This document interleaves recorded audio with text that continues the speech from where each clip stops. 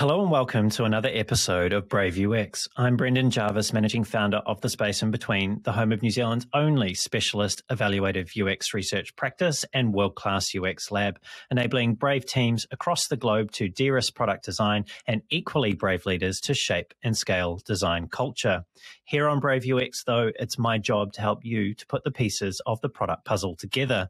I do that by unpacking the stories, learnings, and expert advice of world-class UX design and product management professionals. My guest today is Matthew Holloway. Matthew has over 25 years of experience building high-performance product design teams for some of the world's largest companies, generating greater customer satisfaction, increased market share, and improved profitability in the process. Based in Seattle, where he currently works as an independent design consultant, Matthew is helping companies to build, improve, and scale their design organizations. What gives him the chops to do that? Well, in a previous life, Matthew was a VP in the office of the CEO of SAP. There, he worked with Hasso Plattner, the co-founder and chairman, and Henning Kagermann, the then CEO, leading the global design thinking transformation of SAP's 60,000-person development, sales, and consulting services divisions. In 2009, after leaving SAP, Matthew took on the role of VP of Product Design and User Experience for Shutterfly. For the following 4 years, he led an aggressive program of ongoing product improvements, as well as a strategic program that resulted in a cross-brand creation and fulfillment platform that delivered an estimated $50 million of annual savings. Then, in 2015, Matthew decided to throw caution to the wind and leave big business behind for the rock and roll of startup life. He has co-founded 2 companies, including Atlas Informatics, a machine learning-based personal search technology that counted Bill Gates, Nathan Myhrvold, and Microsoft amongst its investors, and was acquired by Zenova in 2017. As a trained designer, an experienced business person, a former global design exec, a recent entrepreneur, and someone who's not afraid to express a well-thought-out opinion, I've really been looking forward to speaking with Matthew on Brave UX today. Matthew, welcome to the show. Thank you. I'm excited to have this conversation. So that's a great intro, by the way. Well, I was just thinking about that because we were talking before we hit record, and you mentioned to me that you'd also worked at Apple, Netscape, WebMD, and a host of other companies that I didn't even manage to squeeze into your intro. So I'm very excited to have this conversation. Yeah, me too.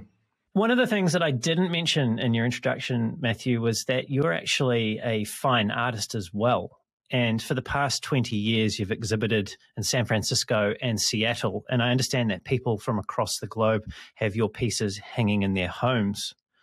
What is your art to you? What is it that it gives you that you can't get from the rush and excitement of working in product design? It's a couple things. It's really interesting.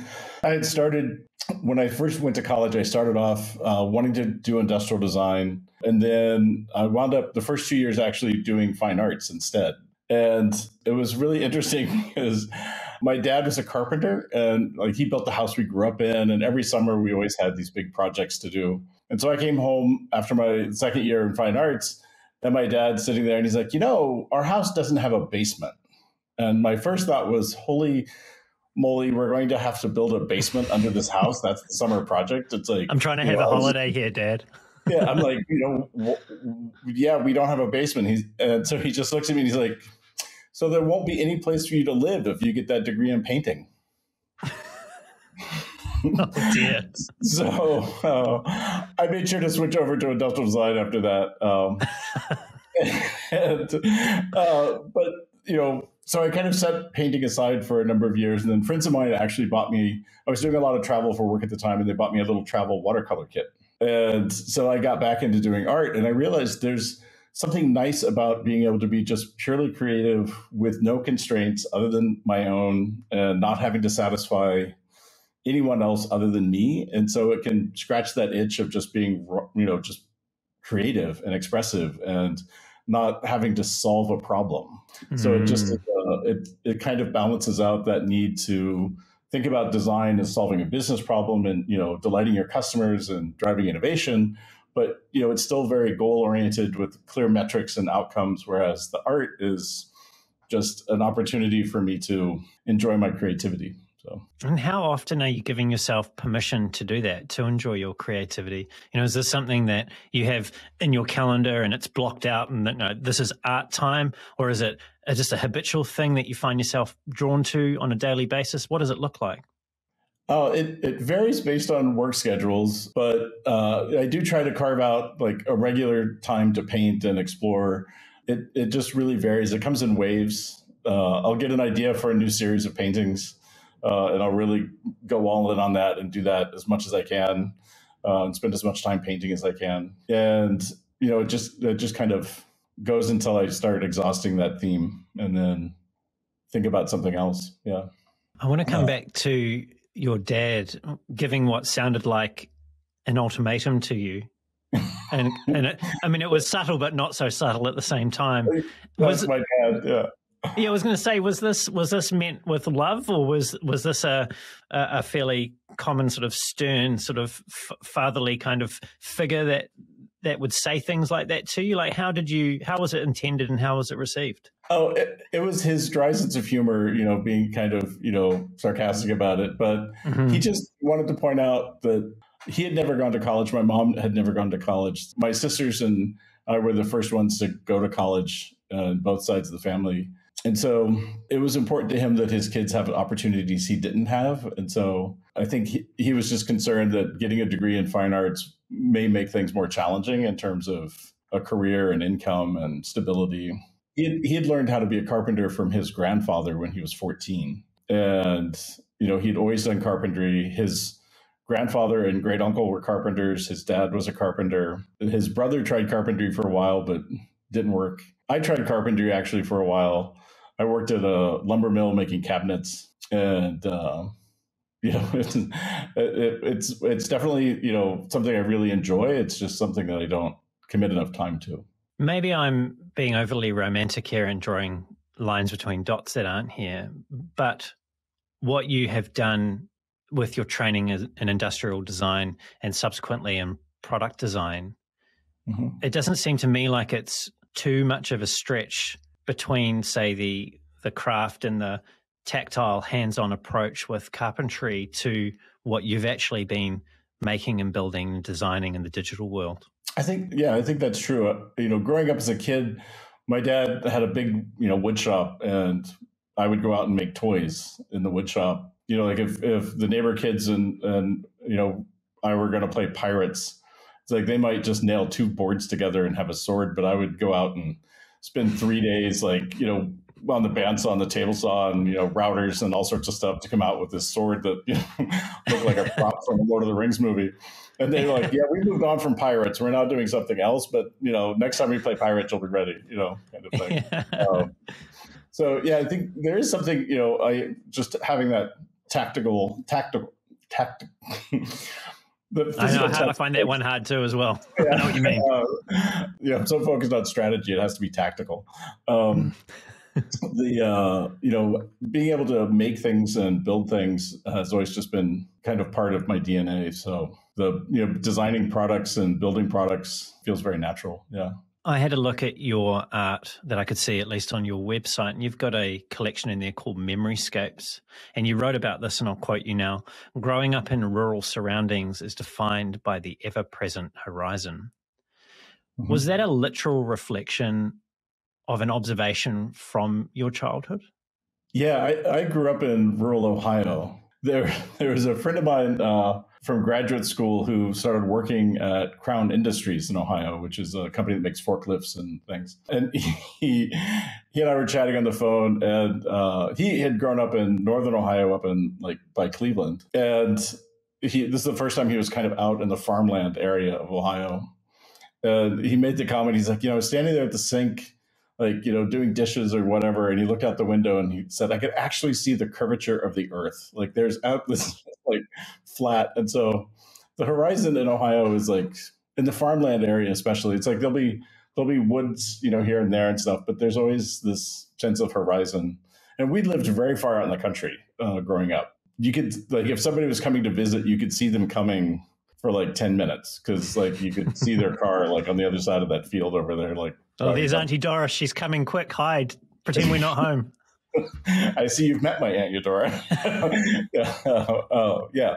So yeah, the horizon was always kind of there, and weather would come in on the horizon. So you would see storms coming in, or, sunrises and sunsets were always really spectacular. If you think back to when you were growing up in Ohio, you're looking at that horizon. And if you think about now the sense that it gave you, was this a sense of comfort, or was it a sense of confinement or something else? Interesting. It wasn't confinement so much as it was, I think it's kind of the opposite. I think it's more opportunity, like just the space and the vastness of the world, in terms of what's out there. We had a big woods behind our house. And so you could just, spend hours out there and not see other people. And, just being out in the country like that, you have this deep appreciation for kind of the environment and how much space is out there. Everyone around us, all of my friends were farmers.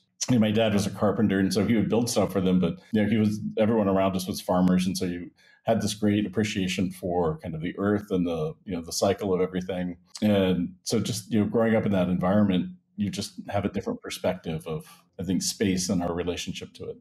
I grew up in, well, I suppose you'd call it a city. By world standards, it's probably a fairly small city. It had about 350,000 people. So I didn't have that, big open spaces, rural upbringing. What I was wondering, though, is from your own perspective, do you feel that whether it's easier or more difficult to find in yourself where you need to be outside of the busyness of an urban environment? It's weird. I've always, I don't move around a lot. Like I spent 20 some years in the same house in Palo Alto.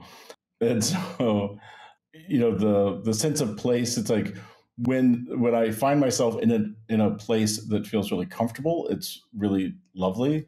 But I rarely find myself in a place where I'm uncomfortable, where it's like, even traveling internationally and things, growing up, I know some friends of mine who've grown up in the same area in Ohio. If they go to a large city, they become very claustrophobic because there's just too many people.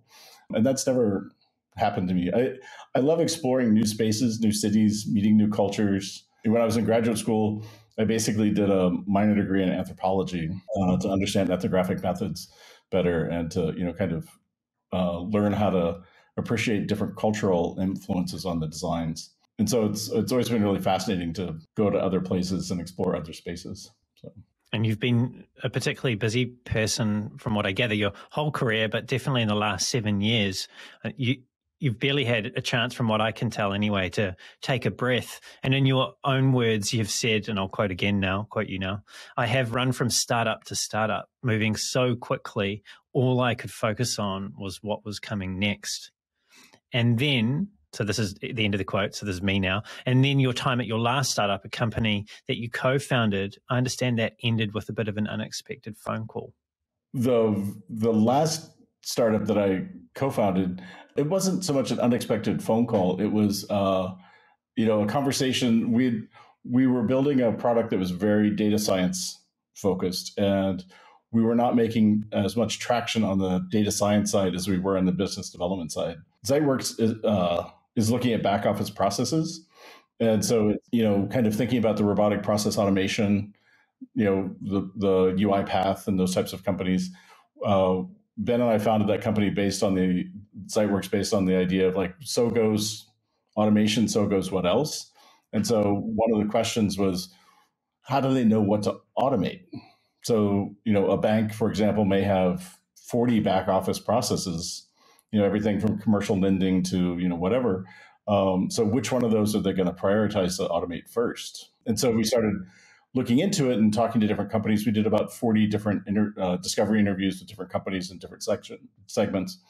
And they were all pretty clear, like they don't know. Like the consultants show up and say, hey, we can automate this process. And they're like, okay, automate it. And they don't know how much money they're saving because they don't know how much money they were spending before that process was automated. So we developed the idea of Ziteworks that would allow us to do that analysis and then help them do that prioritization. And selling the product was super easy, but doing the data science was super hard. So Ben and I and our CEO at that point, we had a conversation about needing to kind of extend the runway of the company. We didn't want to go back for another round of funding too quickly. And so we opted to basically, Ben and I, to step away from the company in order to give the data scientists and the engineering team more bandwidth in terms of the planning. So it sounds like you sacrificed yourself. Yeah. But, I still have, yes, it's like I still have equity in the company, so I want it to be successful. But, and I still, help advise every once in a while with them on things. I tried to leave them with a pretty cohesive and complete roadmap for the next few years in terms of the products and the capabilities. I was the product manager and the sole designer there, so I actually designed out all of these admin screens and all these admin workflows, for the management of these analytic dashboards. As well as the types of visualizations that we should try to deliver to people. And so they still have lots of work to do on those things before they need to do any more additional product development work or design work. And from what I could gather anyway from reading what you'd written about this, you made a conscious decision after stepping away from Zyteworks to do not much. Yeah, so I definitely wanted to take some time. I was very fortunate, actually, this kind of goes back to the painting thing that we were talking about earlier. About, 15 years ago, 18 years ago, I had started painting again. And the house that I was living in Palo Alto, I actually rented this house for all these years because the people who owned it never raised the rent. And it was a fabulous house. They built me an art studio. When the wife found out that I painted, they took what was this little garage and converted it into a really lovely art studio. And I was at this startup company that was pretty toxic and fairly stressful. In fact, we got written up in a HR book about how not to do layoffs because the CEO did such a bad job of doing the layoffs at this company. And so I was very fortunate and negotiated a severance package with these guys before I joined the company. And so when I left, I got laid off, and the day that I got laid off, the carpenter finished the art studio. So I came home, and he's like, "Here's the keys. Your studio's done." I'm like, "What? It's done?" He's like, "Yeah, it's done." So I took that as a sign from the universe that I should take some time off and just paint. And so I kind of been repeating that same thing when I left Zyteworks, where I felt like the universe was just saying, "Okay, you need to take a break and just relax, and then figure out what you want to do next after you've had a chance to take a breath." So, yeah, taking a breath. What a necessary thing for probably everybody at various stages of their career to do. And when I read something you'd written about this, and it really bugged me, not in a way that you bugged me, but it was something, and I'll explain in a second, but it's something within myself. I was like, oh, this is territory I need to go into. You said, and I'll quote you again, "If you have never been at the point where you no longer wake up knowing what day of the week it is, you need to relax and make that happen. Being in a place where you don't have to save up all the fun things for the weekend is awesome." And so that bugged me because, I can't tell you whether or not I'll ever experience that. And I know that if I don't, that it will be my fault. And that's what bugged me. Yeah, it will be your fault, and you should do that. That actually, after getting laid off from the startup company and painting, I would just get up and paint every day, and I'd walk down to the coffee shop, get coffee, come back, and go right into the studio and just paint. And one morning, I called a friend of mine and said, "Hey, do you want to go get brunch or something?" And there's silence on the other end of the phone. He's like, "It's Tuesday. I'm at work." Like, "You asshole," kind of thing. He was just really not happy that I was like, "Oh, I didn't realize it was Tuesday. I would have sworn it was Saturday." Yeah, because it reminds people, right? It reminds people of their current state, and they may or may not be happy with it. Yeah, it was fantastic. I did that for over a year. And the one thing that was really interesting about the house that I was in, this house was just the place everybody wanted to go to hang out, and it had just fantastic mojo. And it wasn't until after we moved, the people who owned the house finally said, "Hey, we'll sell it to you." They hadn't wanted to sell it before. And they finally said, hey, we'll sell it to you. But then I had this opportunity to come up to Seattle. So we kind of looked at our options and decided to move up here.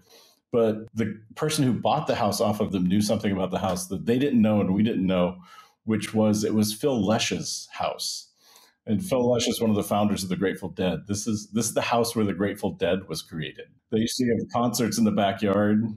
And that little garage that got turned into my painting studio was where they like rehearsed. Apparently in 1972, Led Zeppelin crashed there with them and stayed in the house. Yeah. And so like this house just had such fantastic energy. And so, even though I didn't know what day of the week it was, friends would show up on Friday to have a barbecue. And so like they would just like call up. It's like, hey, we're coming over this, for barbecue tonight. We'll bring everything. And so I just had to like make sure there was like ice and something to drink, and they brought stuff to cook, and we just hang out. So that was my only indication of what day of the week it was. Wow. And really interesting to hear that and whether or not it's objectively true, as in like whether or not it can be proven, it's really interesting to hear about certain spaces, and in this case, this house, that have this creative energy that sort of permeates across different owners. There's definitely, you hear about these houses that exist, and maybe it's the law, I don't know, but there are some places that have this sort of pull to them, don't they? Yeah, it was really wild. Like the moment I went to see the house, it was just kind of a fluke that, I even saw the listing for this house. The owners were there, super sweet couple. And they're just like, yeah, come on over right now and we'll show you the house. And just walking through the gate into the backyard, it was just like, this place feels amazing. Like I want to be here. Like this feels like home. So, and it's just a tiny little bungalow in Palo Alto, but it was awesome. Matthew, it sounds to me, and I have been wrong at least once or twice in my life, but it sounds to me that you have had a conversation with yourself at some point about how much is enough. Yeah, I have. And the trade-off of how to get there also. So working in Silicon Valley for all those years, it's very possible to, work on a product or in a company that may not have the best ethics or morality. The products may be a little sketchy or questionable, but you make a lot of money if you work there doing those types of things. And I've always found it really hard to kind of make that trade-off and say like, all right, I'll work on something which is ethically sketchy, but I'll make a lot of money at it. And the same is true, like just in terms of like how much is enough and what are you willing to get there? So yeah. And I decided a long time ago, like I'm not going to endow like a chair at Stanford or like have a building named after me on some college campus probably. So I'm not going to make a lot of money and do something like that with it. Well, there's probably a few of those coming up for grabs once they scrub some of the oligarchs' names off some of them, I'm imagining. We'll soon see. Yeah. They might be going at a discount, you never know. I know. Yeah, maybe they should just, name them after things, it's like, this is the like Redwood Tree Hall, or, this is the Sparrow Hall or something. That seems to be every meeting room in New Zealand is named after a tree or something like that. Maybe we were leading the way. You just haven't heard about it yet. Yeah. Yeah. I was curious about the pivot that you made out of big business that I mentioned in your intro into startup. I thought that startups were the game of the 20-something. Yeah. What, you're saying I'm not that young anymore? Well, hey, look, I'm not saying anything. I'm just making an observation. Yeah. It's really interesting. I was at Netscape in the early days, and I was also at WebMD in the very early days. And so while I had been in large corporations, I'd also been in startups earlier. And startups are really fascinating because nothing is set yet in terms of the culture or the process. And so being able to get in with a team of people that you have a strong connection with and you have a lot of trust with, and being able to create that culture and those processes, and especially, with design and making sure that design is a key part of that culture and is a core aspect of the product from the inception, becomes it's kind of intoxicating actually, because then you can set it up to just keep rolling that way, as opposed to going into a company later that's already established in terms of its culture and how it sees design and its customers, and then trying to get them to shift perspectives. It sounds like maybe you were slightly disillusioned. It's not disillusioned. It's just it's how you want to spend your energy. So you can either spend your energy making something go cool and fast and far, or you can spend your energy trying to steer it in the right direction. And steer the Titanic. Yeah. What's that? Rearranging the deck chairs, I think, is an analogy that can sometimes come up when it comes to changing how companies perceive design. Yeah, I've been fortunate that most of the companies I've been at have an appreciation of design. They may not know from a process perspective where it belongs or organizationally where to optimize it, but they understand its value. They just don't know how to. They recognize that value in other companies. They just don't know how to get it themselves. Oh, that's easy. They just have to pay McKinsey to tell them. Yeah, they could ask McKinsey that question. Sure, yeah. Well, I know you've got some strong views on the latest report that McKinsey released on the design org, and possibly we'll come to that later. But while we're on this tangent of your stepping out of big business into startup business, yeah, what was it like so dramatically changing the scale and scope of your role? Going from being a leader of leaders to a leader but hands-on, back on the tools. Well, I think getting back and being hands-on was definitely a huge shift in terms of, how work got done, because you couldn't just orchestrate it and delegate it and facilitate it and do those types of things. You actually had to do it, and while you were doing all the other things as well. And so, during pitch meetings, I might be actually working on the roadmap in the background, when it wasn't my turn to talk. Like if one of the engineers is like pinging me on Slack during one of these pitch meetings, and it's like, hey, like you said this, but I need that, and like I can't make that happen in the time frame we want. So can we do this instead? And so that I'm like trying to work that out while listening to the pitch. So it's a very different working style in the startups, but it's much faster and it's much more tangible. With larger organizations, the coordination and the conversations that need to take place, lining everybody up, making sure everybody's heard, everyone's seen, just the scale of that, it takes more time. Whereas if you're in a startup situation, it's much more immediate in terms of being able to have those conversations and being able to make those changes. So it's a different way of working. You touched on there the sort of need to help others be seen in the bigger tech environment in terms of the design leadership role. And as far as I can tell, you're someone that is incredibly proud of the investment that you've made in the leaders that you've hired and that you've managed. You've mentioned on your website that many of these people have gone on to very senior leadership roles, some of them C-suite level at companies such as SAP, GE, Twitter, and Mercedes, amongst some others. You're a man of few words on your website. Why is it that you felt compelled, or that it was important to articulate your investment in others in that way? Well, I guess I feel it's important to me to celebrate other people's successes, and being able to help people have those successes is important. And so I guess the only reason I put that up there was so it would clue other people in that if they are looking to move up in their career, I'm somebody who's helped other people do that, and I may be able to help them do that. It was just kind of like, hey, like I do coaching and I do mentoring. I mentor other startups here in Seattle, and I've done coaching for design leaders for a number of years. So just kind of putting it out there saying like, hey, like I have this experience and I've done this before and it's worked out well for some of the folks, so I'm sure that there are some people listening, if not everyone, who is certainly, I don't know if I'm using the right word here, maybe it's too strong, but suffered under the hands of people that aren't like that.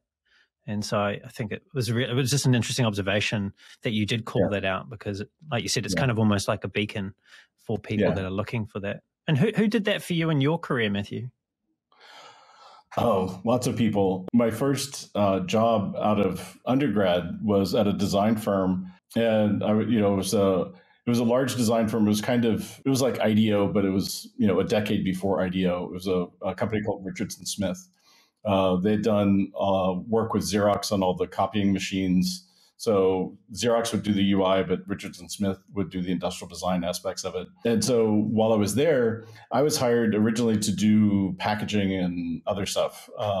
But there was a person on the team there, Liz Sanders, who was doing interaction design. And Liz, came in and said like, hey, I need a designer to help me work on this stuff, there was an interface for a blood analysis machine. And I was like, cool, that sounds like fun. I like designing stuff. And I was also the only designer at that point who was using a Macintosh. So one of our creative directors had gone out and bought an Apple computer, and he had the vision that like people were going to be designing on these things. They weren't going to be doing it by hand.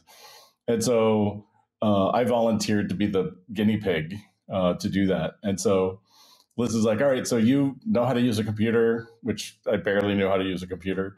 And she's like, yeah, so you're going to design stuff with me. And, after a series of long conversations, she's like, all right, so you think in time, which is different than most designers that think in space. So this is going to be good because you can see how things transform over the experience somebody has with it. And so, we designed 2 or 3 products together. And then she really encouraged me to go back to grad school. And so that's what I wound up doing. And I went and did a master's degree in cognitive systems engineering, which at the time there wasn't an HCI program or, UX program anywhere. And so that was definitely a big influence. And then at Apple, I had a series of managers who were very supportive and very helpful. I was very fortunate to work with Don Norman when he was at Apple. I was in his user experience architect's office. And then when he took over the advanced technologies group, I worked with him there as well.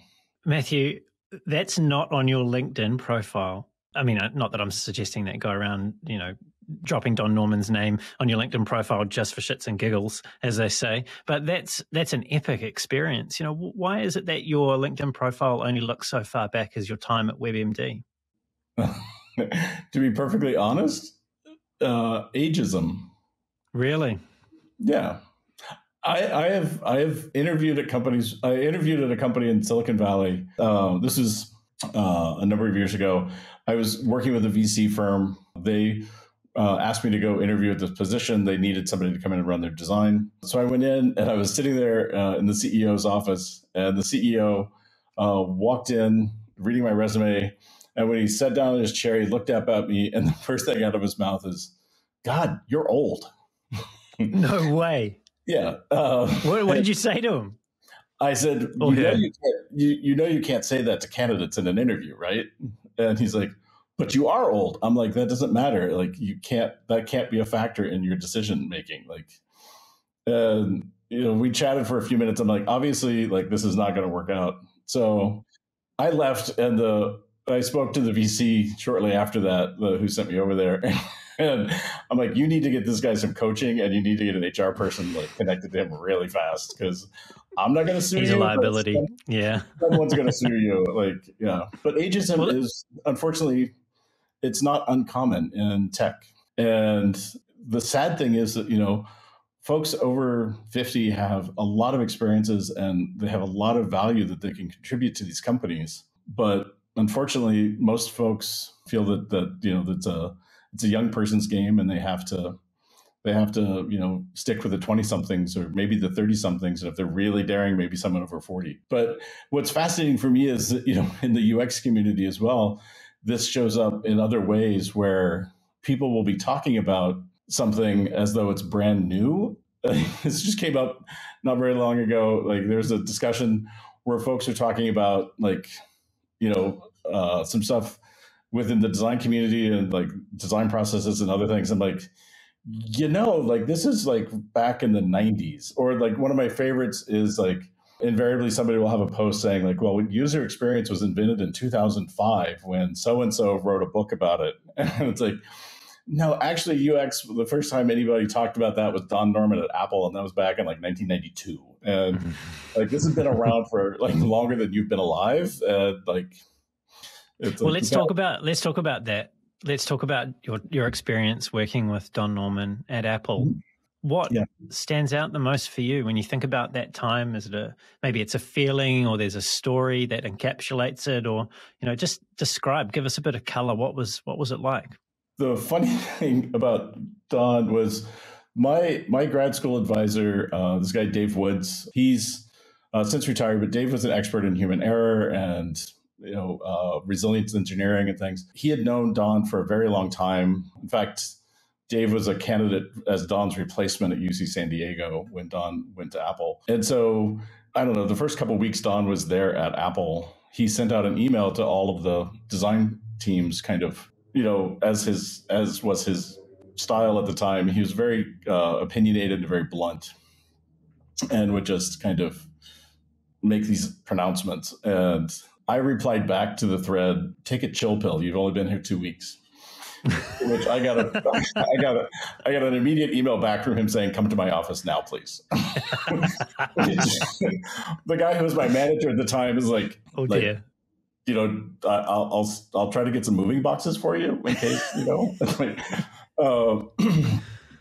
But Don and I had a conversation. It was really fascinating. He's like, "So, where did you go to school?" And I told him. He's like, "Oh, so Dave?" I'm like, "Yeah." So he's like, "All right, so tell me about his theory of visual momentum and how it applies to user interface design." And it was just like super intense conversation. He's like, "Okay, you know what you're doing. All right, you're legit, and you're one of Dave's students, so you're like, all right, you're fine." We kind of hit it off after that because, he respected people who were smart and they knew what they were doing, and he himself is utterly brilliant. Like, his capacity to identify the root causes of problems, whether they're product or organizational, is phenomenal. He also has a really funny sense of humor. He's very authentic and really genuinely wants to solve problems and make things better. But he is utterly brilliant. He's organizationally, at Apple, there's a lot of challenges, and I don't know if it was all those years in academia or just his own insights or how, but he navigated the politics of Apple so gracefully and so well. It was kind of stunning. This was the time before Steve came back. So I was there with Michael Spindler and then Gil Amelio, and there's a lot of upheaval at that time. Were you there only in the period between Steve, or did you see Steve return and see that change? I'd gone to Netscape before Steve came back. And, it was really funny. I still have the email. I still have a printout of the email. Like, I sent Don a note saying, "Hey, I'm going to leave Apple and go work at Netscape." Because Don wasn't convinced that the internet was going to be as big as it is. Because coming from academia, he felt like it was pretty marginalized. And so I'd gone to Netscape by the time Steve came back. Mm-hmm. And I understand Netscape had some pretty colorful characters too. I think Mark Andreessen being one of them. Did you have any recollections or any experiences with Mark? Yeah, Netscape was really fascinating. It was such an optimistic company. It really felt like, we could do anything, and the impact that we were having was very tangible and just constant and ongoing. Like, every day, something new would come, out of the internet. Whether it was finding the complete works of, every author ever published online, kind of stuff, or the first e-commerce things, or one of the teams I worked with, we were working on we were shipping versions 4 of Netscape Communicator, and I was working on version 7. So we were doing very advanced work. And one of the engineers, this guy, Mike McHugh, who's gone on to do Tell Me and Flipbook and a number of other companies. Mike was on a flight back from the East Coast, and he came up with this idea of how to use JavaScript and layers to create the sense of dynamic HTML to create movement within a web page. No way. Yeah. It was kind of a hack, but it was stunning. It was just amazing. And then we were working on push technologies to push events out to the browser. And we built a system called Constellation, which was an immersive browser that basically took over your desktop. And the window would constantly reset itself to be the backmost window on your desktop. And so you couldn't see your Windows desktop. You would just see a Is that why Microsoft crushed Netscape in the end? Were they pissed off about that? Yes, they were. So there was a demo of this at the CES. And apparently Bill Gates was in the back of the room with a couple other folks. And after that, IE got a lot of money and took off like a rocket. Yeah. Yeah. And then later in your life, you went and did a deal with the devil for some funding. Yeah. Only teasing. Yeah. But yeah, Netscape was cool. the team, the people at Netscape were just, incredibly optimistic. And, there was perhaps too much enthusiasm for the company. One of the engineers I worked with, he and his wife were having their first child. And he sat next to me and his phone rang and his wife had gone into labor. And he was just about ready to check this code in. And he stayed a few more minutes writing code, doing stuff. About 20 minutes later, I'm like, your wife is like in labor. Like, you have to go to the hospital. We literally had to like take him away from his computer to like put him in his car to send him off to the hospital because he had to check in this code because it was like, yeah, we were all kind of a little obsessed about things back then. So I know we're doing a bit of a walk down memory lane, and there's possibly one or two further stops that I'd like to make. The first of which is a call that I believe you received at some point around 2005, and it was a call for a job to work at SAP. And I mentioned it in your introduction. It seemed to me anyway, it was quite a special position. It was a VP position that they'd created inside the office of the CEO. What was it that you were hired to do for SAP? So Hasso Plattner, who's the chairman and one of the founders of SAP, saw a Business Week article about IDEO and got very excited about it. In the early days of SAP, when the company was just getting started, they didn't have their own data center. And so in order to, test anything or see if their product was working better or easier to use, they would have to go out to a customer to actually run it. And in the course of doing that, they would talk to these customers. They would find out what their needs were and what their issues were and how they were using the product and what they could do to make the product better. And over time, as the company got bigger, they lost that practice of really connecting with the customers, the end users. SAP, like most enterprise companies, the person who buys the software is not the person who uses the software. And so they spent a lot of time with CFOs and CMOs and other folks at these companies, but not the end user. And so Hasso, read this article and got really excited about what he was hearing about design and design thinking. And he reached out to David Kelly. They had a great conversation, and Hasso tried to buy IDEO, but Steelcase owned IDEO at the time. And Steelcase was also an SAP customer. And they politely said, no, it's not for sale, and we're keeping it.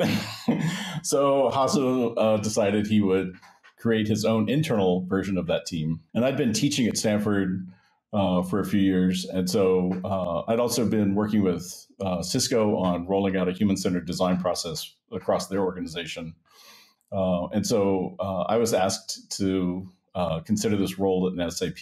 They'd created a position in the office of the CEO called Design Services, which a lot of folks on the team really didn't like the name because they felt it, sounded like we were just making slide decks or something. And reading the job description and the mission statement for this team, it was very clear that was not the goal, and that we were there to actually do an organizational transformation of the company around design thinking and to embed it in all of the development tools and practices across the company. Hiring folks, you'd have to explain this to them and show them the mission statement and stuff, because they're like, I'm not going to make slide decks. It was an unfortunate name, but that didn't really slow down our mission at all. And so joining the company, we took the team from about 5 people when I joined, to 35 people within the first 12 months. And the design services team had designers, like, user experience designers, interaction designers. We also had business analysts. We had software engineers and architects. We had an animator. We had user researchers. We had a whole mix of folks. We had folks whose background were in training and education. And so we kind of had a multi-pronged approach where we would do key projects across the company that were very high profile to show how this method improved the results. But we also had a training program to teach design thinking and the methodology to folks to kind of give them that creative confidence to solve these problems. And then we also did a lot of organizational work in terms of how to structure the development organization and realign the development processes to include the designers early on in the process and make it much more design-centric. You summed that up so nicely. For the people that are listening or watching this, seriously, this is not a small undertaking. Like this is a global transformation. There's a lot of work that went into this. Yeah. Now, clearly, given what you've done and accepting that role, I think you spent 4 or 5 years at SAP. You're, well, hopefully this isn't unfair, a big proponent of design thinking in enterprise. And you're probably not unaware of some people in the broader design community who I think detest wouldn't be an unfair word, design thinking. They feel that it waters down the expertise of what it takes to solve design problems, that it undermines their credibility and the credibility of the field. Right. Do they have a point? Only in as much as they're using the word design. I feel like oftentimes the word design, it's very unfortunate that design is used in so many different contexts to mean so many different things. In fact, I'll share with you one of the projects that we did at SAP. It was in the human resources department. The individual who ran global performance evaluation for the company and the person who did compensation planning for the company hadn't agreed on anything in months, and there was a lot of tension between them. And so we did a design thinking workshop with them to try to align both the tools and the policies around how those things were done. And we successfully got them in a room together, spent a couple of weeks working through all this stuff, and we came up with a solution that was primarily a policy change. And so I went back and updated Henning, who was the CEO, on this, and Henning paused and he's like, wait, you designed, this is a English to German translation kind of thing. He's like, you designed a policy. I'm like, yeah, we designed the policy. And he's like, but like, you don't design policies, you craft them. And then it took him a second. It's like, well, actually, yeah, it's design. I'm like, yeah, it's an intentional arrangement of the things to create a better outcome and maximize the resources. And he's like, oh yeah. I'm like, and we also redesigned this contractual relationship with one of our vendors for some of our data analytics, and we're going to save about $7 million like per quarter on this. And he's like, you designed a contract? I'm like, yes, we did. The light went off, because like for him, the word design, coming from a German language, meant very like aesthetic aspects of design, not the structural. They have a different word for that. And in English, we use design to mean so many things that I feel like the people who are quick to dismiss the impact that design thinking has on both giving their colleagues confidence around their creativity and their creative problem solving, but also on just making design part of the conversation in terms of the planning. I feel like they're being rather short-sighted, to be blunt. I have not found it, like at first I was a little skeptical. I'm like, when coming from an actual, like real legit, like Bachelor of Science of Industrial Design kind of program, and knowing what you go through to learn how to do that type of design, it's like, yeah, like design thinking isn't going to give you those skills. Like you're not going to wind up being Dieter Rams or Johnny Ive when you're done going through a design thinking workshop. But you should have greater confidence that you can creatively solve a problem and not just use reductive logic to kind of come to a conclusion that's the safest, most secure thing, but that you can actually have the confidence to take a risk, to try something new, to potentially fail and recover from it. And, the things are plastic and malleable, and you can change things. Like you can change an organization. You have to do it carefully and through consideration, because you're moving people around and not pixels, and they have emotions and pixels don't care. You still can make changes. And I think that's the piece that a lot of the folks who are like vehemently opposed to design thinking are missing. Because, design, I had the chance when I was at SAP, I spent a lot of time behind the curtain at IDEO. And, design thinking is, in addition to all the other things, design thinking is also one of the most brilliant business development tools I've ever seen in my life. Because IDEO, companies would show up to IDEO, say, design this thing for me. IDEO's like, all right, it'll cost you this much money. And the company's like, holy crap, I'm not going to pay that much money. And IDEO would be, okay, come out and spend 2 weeks with us, pay, 40, 60 grand or whatever for this design thinking workshop, and we'll teach you how to do this yourself. And something like 87% of those companies converted to a client at the end of the 2 weeks. it was so popular with one of SAP's clients, Kraft Food. The guy who ran supply chain for Kraft Food actually in his own budgeted for 20 other teams outside of supply chain at Kraft to go take design thinking workshops from IDEO. And he would pay for their travel and the cost of the workshop. And it was all about the creative problem solving and the confidence to actually do that. It wasn't about gaining the skills to, create the final artifact. It was about, how do you solve this problem? How do you reframe the problem? How do you know if you're solving the right problem and the needs of the people?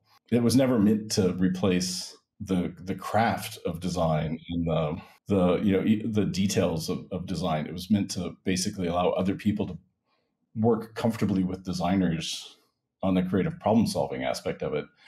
Designers have always historically been really bad about explaining how they got to their solutions.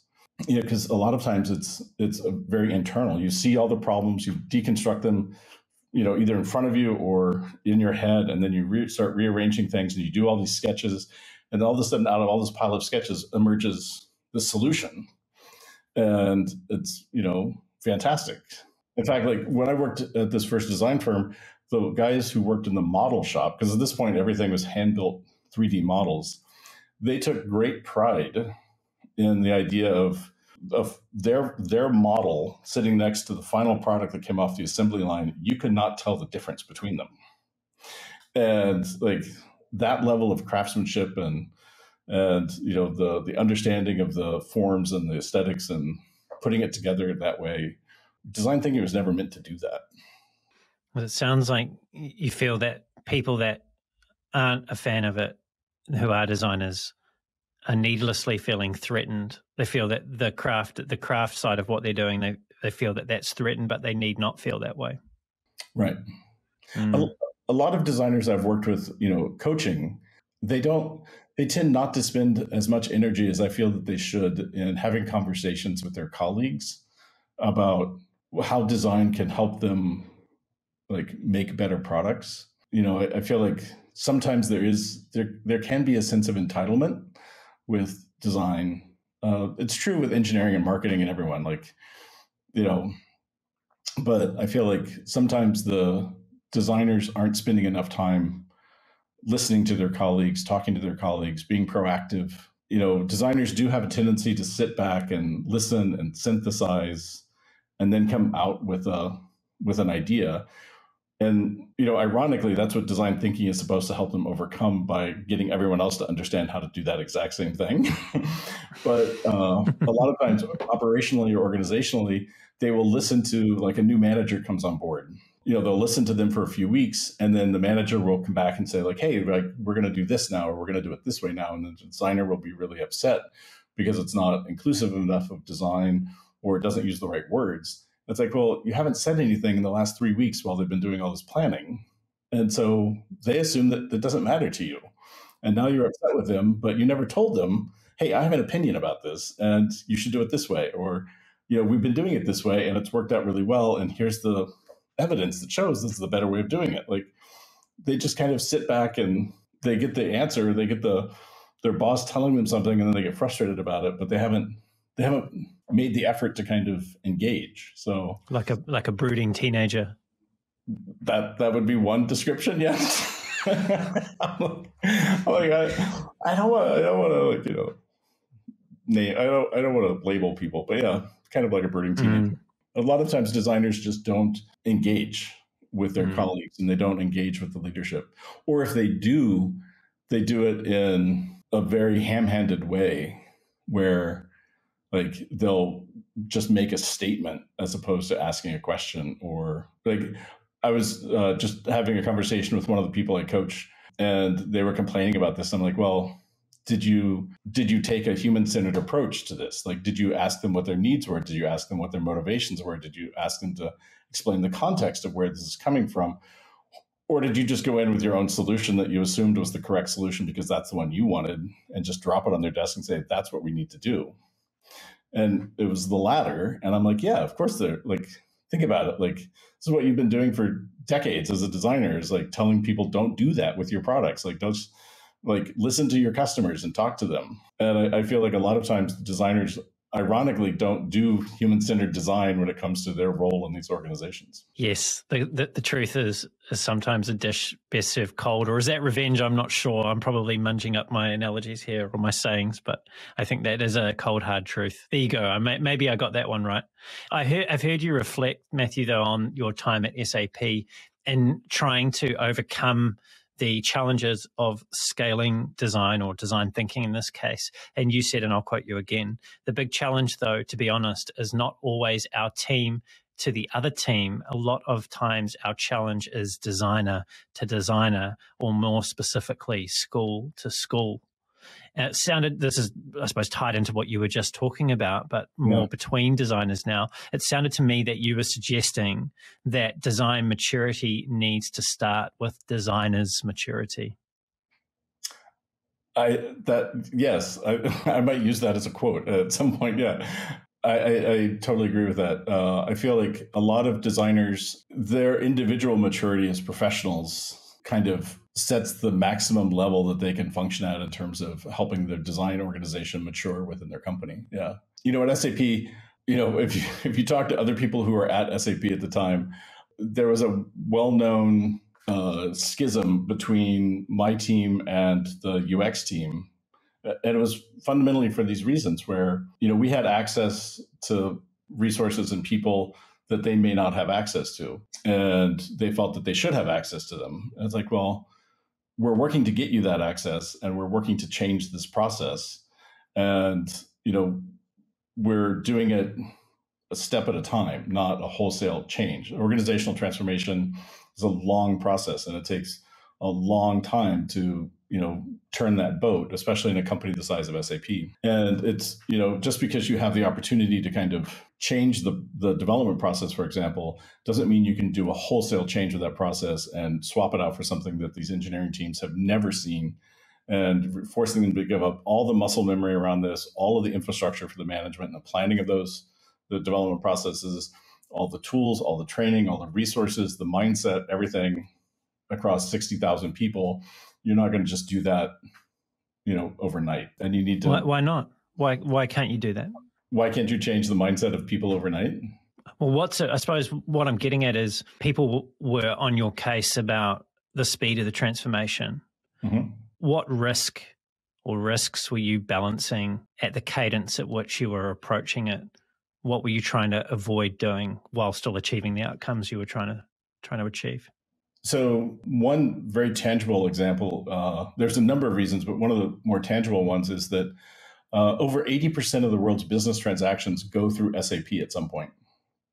If SAP's systems are off by a millionth of a penny within a year, far less than a year, actually, there would be economic catastrophe because money would just be disappearing off the planet. So going in and doing a wholesale process change and requiring these people to learn a whole new way of building products will probably introduce greater risk to the stability of that code base than what they would be willing to undertake.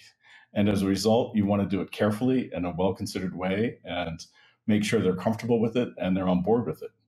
On top of that, a lot of these developers have spent their career at SAP and have never once talked to an actual customer. I had one individual who's actually a pretty senior member of the development team, the development organization. We took him out to see customers. When we got to the customer's office, he locked himself in the men's room. We were going to be there for 2 hours, and he locked himself in the men's room. Could have had IBD. He could have, but he didn't. Right. I checked it on him a few times. He's like, nope, not coming out. I'm like, when we get back to the office, that I'm going to get an email from Hasso wanting to know how this went, because he's the one that this is his, and what do you want me to tell him? And there was silence at the door, and he was willing to, basically get on Hasso's radar for not following the program, because he just could not bring himself to talk to a customer. He was terrified of it. It was just so foreign to him. He just didn't know why he should be doing this. And so a lot of that's one-on-one time. You can't just Hasso would get up and say, hey, we're going to do this. And people love Hasso and they have utter respect for him. But then they're like, yeah, but like we still have this other stuff we have to do. So eventually we'll do that, but it will take some time. And, they'd want to have training on it and they'd want to have a process. And so that's what we're working on, is basically giving them that creative confidence, showing them, how do you talk to a customer? How do you actually get a meaningful conversation with a customer that's not biased, that isn't leading, that isn't just confirming some hypothesis that you have? How do you actually deconstruct the problem? And one of the products that we'd worked on, the two guys that ran the product had both written books on this topic, and they were considered like experts in the field, but no one was using the product because it's not the way companies actually did this particular task. And so we had to work with them to understand, it's like, academically, where your books came from when you were, teaching this stuff in a university, this made total sense, but in practice, no one actually does it that way. So let's go figure out how they actually do it, and then we can update your product to meet their needs. And that conversation took 3 months.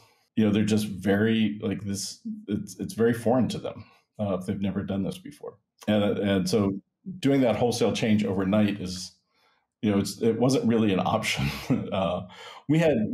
It took us many months to basically embed design thinking and design in the standard development. There's 3 processes at SAP, like one for long-term sustaining products, one for, middle products that are going through iterations, but, not super fast. And then there's net new products. And so for the net new products and the middle products, the design piece played a much bigger role.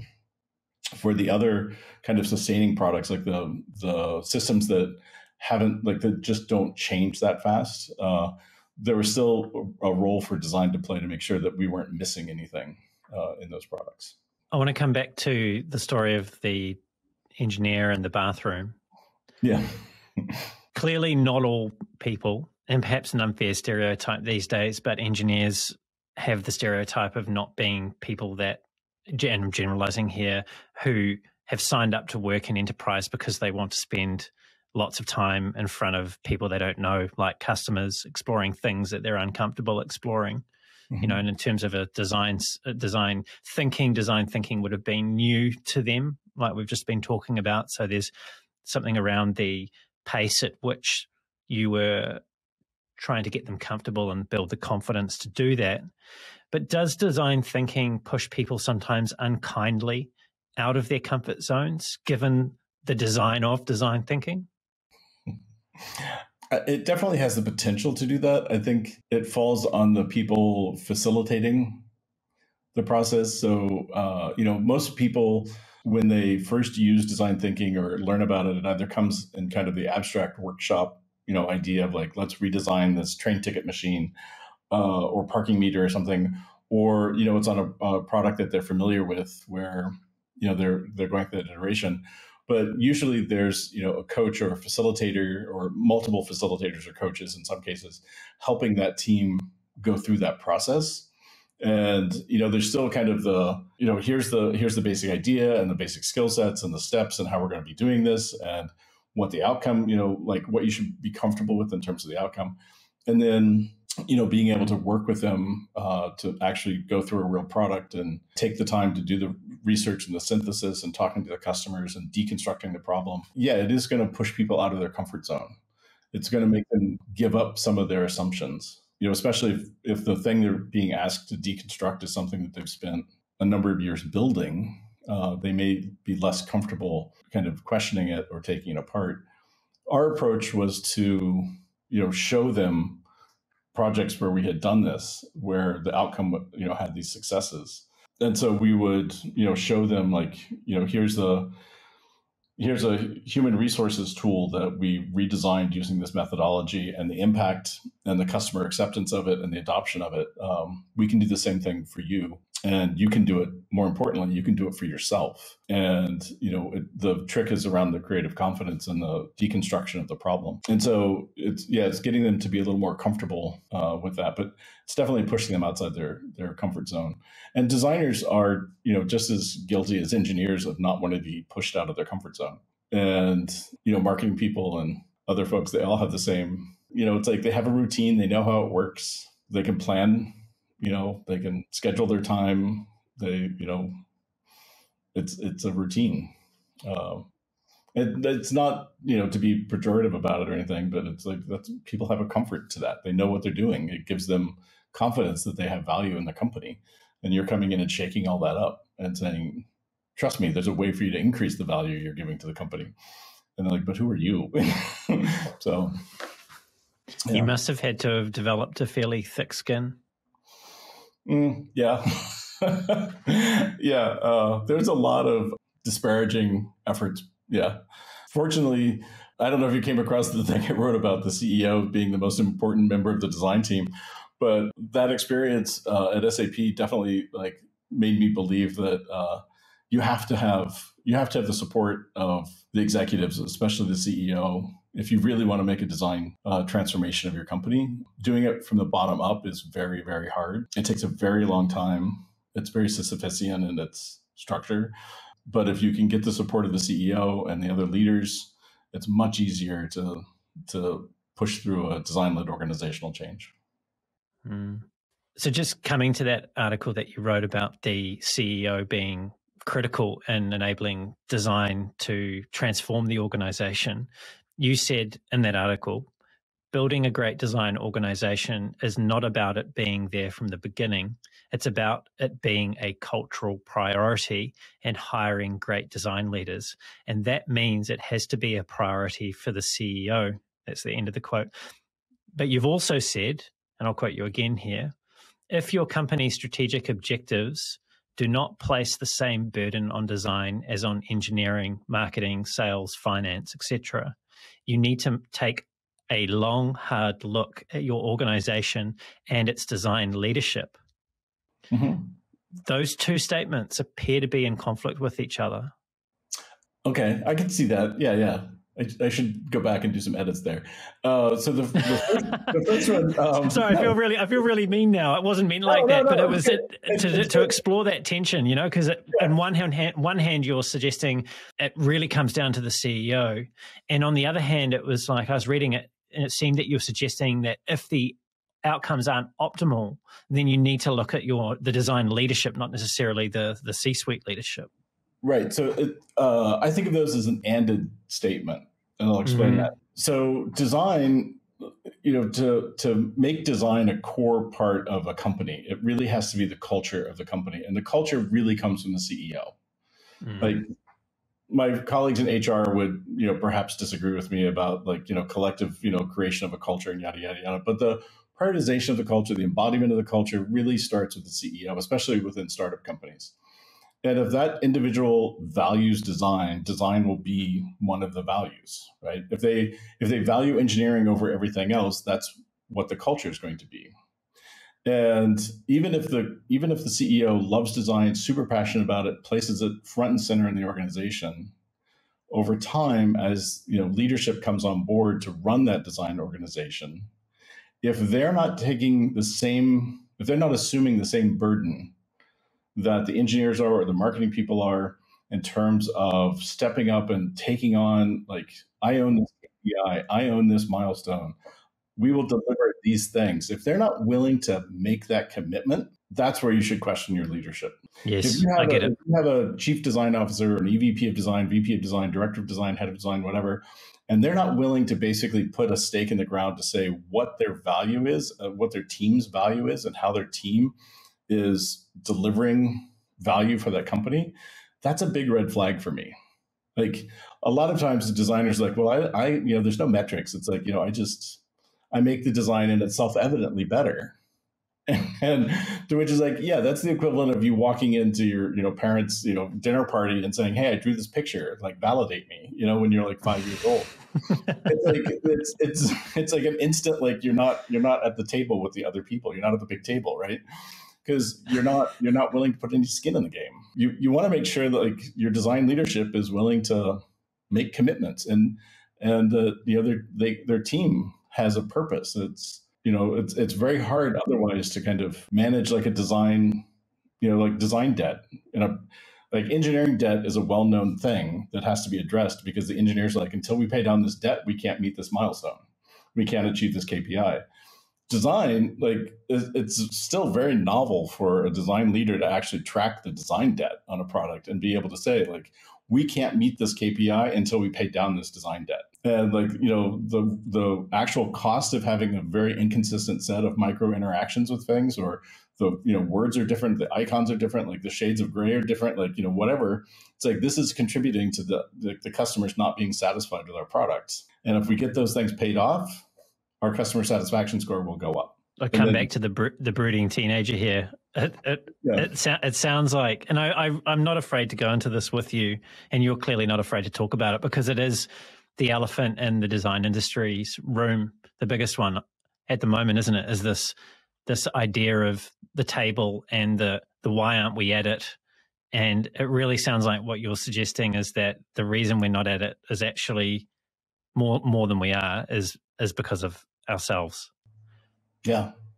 I mean, you've said, and I'll quote you again, you said that design's been at the table since the 1960s, just not designers. And you went on to say, the unfortunate truth is that the designers who had been the champions were not interested, or more often not capable of having objective business discussions, so they were never invited to the big table. Mm-hmm. Would design leaders who have an aversion to numbers, to business, maybe even just the general idea of what it means to work in a profit-making enterprise, would they be better off if they embrace the dark side, if you will, and went and got an MBA? Well, I don't think that's the dark side. First of all, we'd have to have a conversation about, to me, the dark side is creating like a weapons system. It's like designing chemical weapons or something would be the dark side. I think design leaders who can have conversations about business are very valuable and can have a lot greater impact than the design leaders who just talk about design. Engineering folks in the engineering side of the house who find themselves in leadership roles can talk about business. They can also talk about engineering, but they don't just talk about engineering. They don't just talk about algorithms, glowingly saying like, oh my God, like we have this new algorithm and we have to roll it out because it's such a cool algorithm. It's going to be great. No, they frame that up in terms of the business impact, being able to say like, we can reduce our costs this way, we can automate this process this way, we can do these other things. Designers who can do the same thing from a design perspective, like they are at the table. But, in a lot of organizations that I've worked with, it's very clear that the executives value design. They understand that design is a core differentiation and that it's something they have to have as an organization. They don't know how to manage design teams themselves. And so they go out and find somebody who's going to manage the design team. But there's the difference between kind of managing the team and managing the function of design. And so a lot of times these design managers wind up being people managers, and they may have huge organizations of hundreds of designers. And, they're looking at the operations and the processes and the tools. They're doing team building exercises and coming up with design systems and all of these types of things. And they're managing the design team as a set of people. But they're not playing a role at the strategic level in the organizations because they're not able to kind of translate that into the business strategy. And so they're relegated to kind of like, manage the designers, make sure they're happy, well cared for, motivated. Other people will come in and give them work to do. And, they'll be, talking about like why this product has to be this way or what this customer needs. You as the design leader just have to make sure like everything's taken care of in terms of, the base needs, it's like the delivery. Yeah. The delivery and infrastructure. And so, they're not really prepared to engage at that level of saying like, why are we building this product or why aren't we building this product? And have we ever looked at this market? And, doing a quick analysis, I think we could probably increase our market share over here by this percentage if we did these types of things. And people will say though, how do I know, or who coaches me on how to do that? It's very easy for the design leader to sit back and go, well, that's not my thing. I'm a designer. And I know this is something that you've railed against in your UX Strat 2021 keynote that you delivered when you opened that conference last year. And you finished off with a really interesting section, and there was tons of value in the whole talk, but the end of it's particularly good, and people should definitely watch it. You had a 7-point plan, and I'm just going to read these out really briefly, and then you can riff off this however you like. But you said, under the title of How to Earn Your Seat, first of all, learn politics. Then know how your company really makes money. Then know something that your CEO doesn't and deliver impact with that knowledge. Do it again. 5 is take responsibility for a specific financial target and then meet or exceed those targets. 6 is do it again. And 7 is join and found another company and do it all over. Yeah. Yep. That's it. Mic drop moment. We're done. No, I'm just kidding. Yeah, that's it. I know. Yeah. The trick about knowing something your CEO doesn't know and, delivering value against it, like that to me is like the fastest way to like kind of get a seat at the table. It's not about risking bruising their ego. It's not about, well, I guess you could, depending on how you show up and tell them that you know something they don't know. It's kind of like plenty of ways to muck that up. Yeah. Yeah. There's plenty of ways to, yeah, definitely. But, assuming you do it, authentically and sincerely and from a, place where you want to benefit the organization and not shame your CEO or the other leaders, being able to deliver that kind of value is critical. It's like having that insight is what got all of them that seat, like being able to do that. And in terms of like who mentors me to do that, it's like who mentored the VP of engineering to do that? Who mentored the chief marketing officer to do that? Like, that's just the nature of moving up in an organization if that's what you want. The other piece that's super critical is a lot of times designers think they want that seat, but when they get it, they realize, ooh, I don't want to be here. Like when you're involved in a conversation, like at Siteworks, it's like myself and the other 2 co-founders. At one point, we had to have a conversation about like, where are we taking this company and what does this mean? And we're going to have to cut people loose and we're going to have to realign things. And you're having a direct impact on people's lives and on your own life. And you have to be very objective about it. And it can be a very uncomfortable set of conversations. I had to make my first person redundant when I was 21. Yeah. For the company, the design studio I was working for. And this was someone who was 30 at the time, had just gotten married. Mm-hmm. Was my senior by years. And I still remember that sense of dread and a little bit of self-loathing. It was the time of the GFC and just the gravity of the situation. It's a horrible thing to have to do, a necessary thing, but it's definitely not something that if you don't want to be in that situation, then leadership is certainly not the seat for you. Right. And you can't always find a creative solution to that problem. And so, I think for designers wanting to get the seat at the table, it's like they should know what they're getting into before they really talk about it and really try to do it. But, being able to repeat the success of like identifying an opportunity that your company hasn't exploited yet and taken advantage of yet and deliver value on that. Being able to, take financial responsibility for one of the key milestones or aspects of the company, like that's where the real skin in the game comes in. It's like, businesses, generally speaking, most businesses want to make money. And so if you're like one of those people accountable for the actual making of the money, like your relationship with the other leaders changes dramatically. There was an individual I worked with at one large company who was notorious. If you got him into a conversation he was uncomfortable with, he ran sales. He would just simply ask you, how much money have you made for the company today?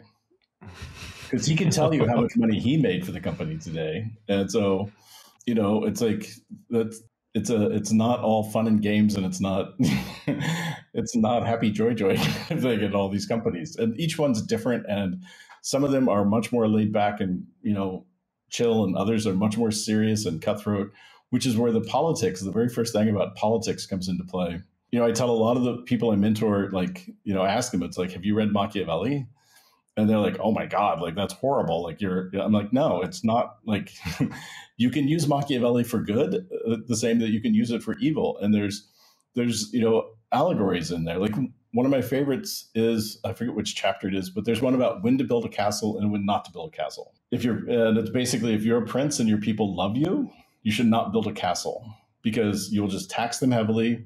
You'll take up all the resources and they'll resent you.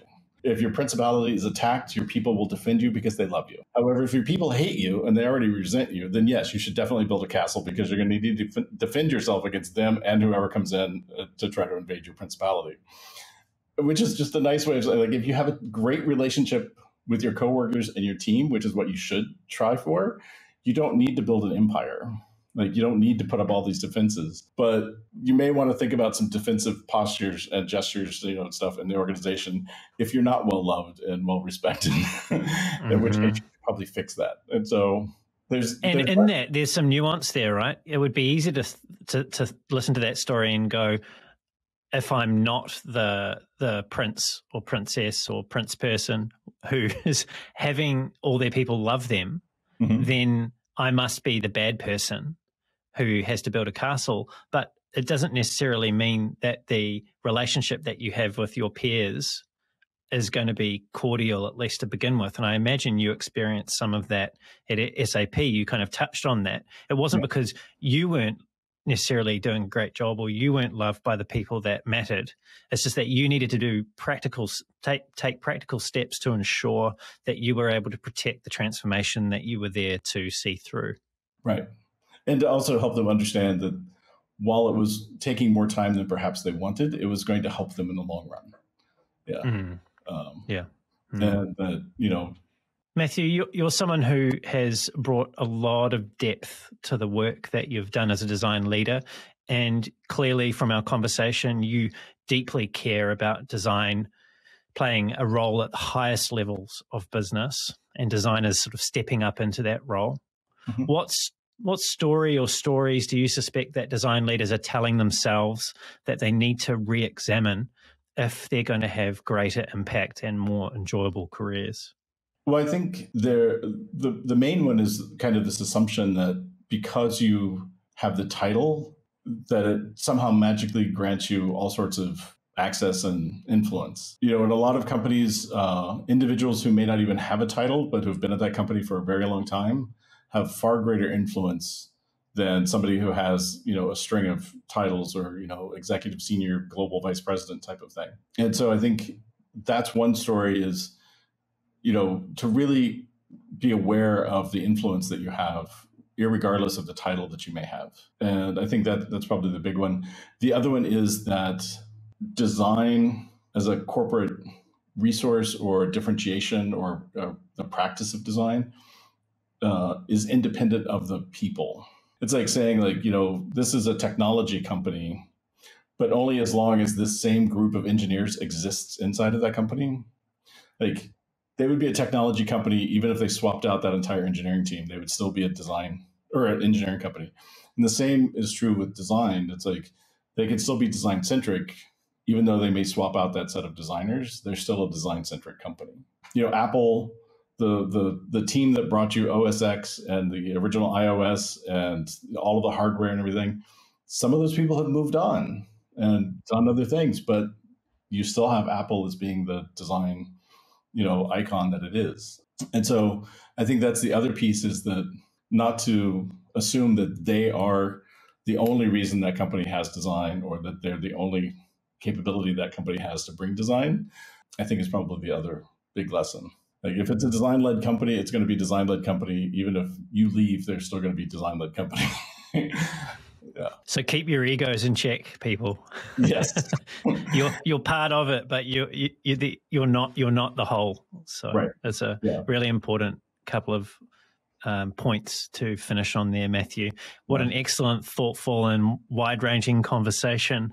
Thank you for taking the time today to share your stories, your expertise and experiences with me. Thank you. It's been a great opportunity to chat with you. So I hope it's valuable. So most definitely. Matthew, if people want to find out more about you and all your wonderful keynotes and art and the great things you've contributed to the design community, what is the best way for them to do that? They could probably reach me through my website. It's just MatthewHolloway.com. They could go from there. So perfect. Yeah. Thanks, Matthew. And Thank to you. everyone that's tuned in, it's been great having you here as well. Everything we've covered will be in the show notes, including where you can find Matthew and all of the great things we've spoken about. If you enjoyed the show and you want to hear more great conversations like this with world-class leaders in UX, design, and product management, don't forget to leave a review on the podcast, subscribe, and also pass the conversations along. Pass the link to Brave UX to someone else in your network that you feel would get value from these conversations at depth.